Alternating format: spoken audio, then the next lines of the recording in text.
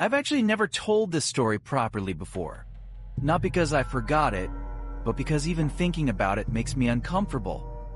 And once you hear it, you'll understand why it makes me uncomfortable. When I was a kid, my bedroom was at the far end of the house. Not dramatically far, just separated enough. Everyone else slept closer together. You could hear the TV humming, the fridge clicking on and off.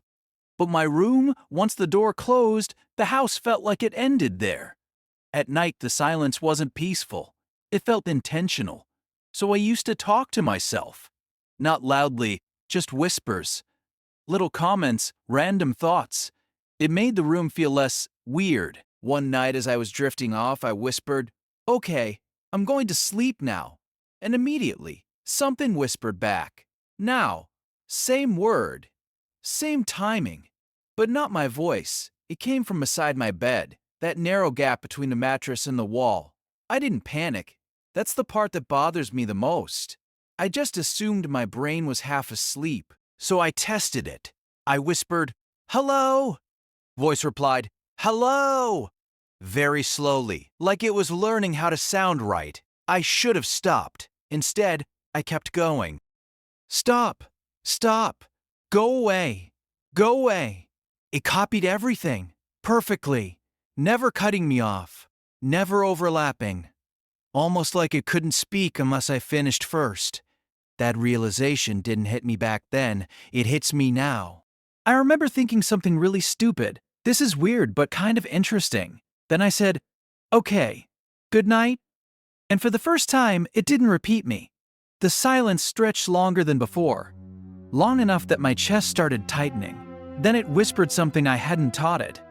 "Not yet." That was when my soul left my body right then. I didn't scream, didn't move.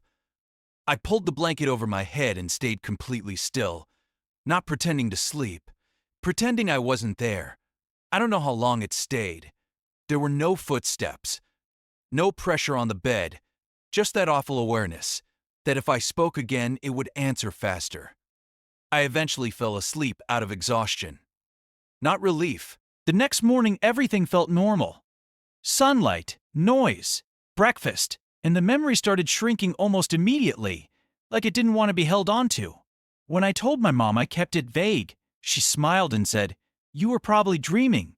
And I accepted that. For years. But here's what changed everything. My room couldn't echo. It was carpeted, curtains on the walls, soft furniture everywhere. Sound didn't bounce in that room. It died. So whatever answered me wasn't sound. After that night, I stopped whispering before sleep, and the feeling of being listened to slowly faded. Mostly. But sometimes, right before I drift off, I still get the sense that something is waiting. Not watching me, but just waiting like it remembers the rules. And the reason I've never told this story properly before is because I'm scared that saying it out loud again might remind it how to speak. Thank you for joining us for this episode of Dr. Spooky. Remain watchful and stay tuned for the next story, where Dr. Spooky unfolds a new haunting from the depths of the unknown.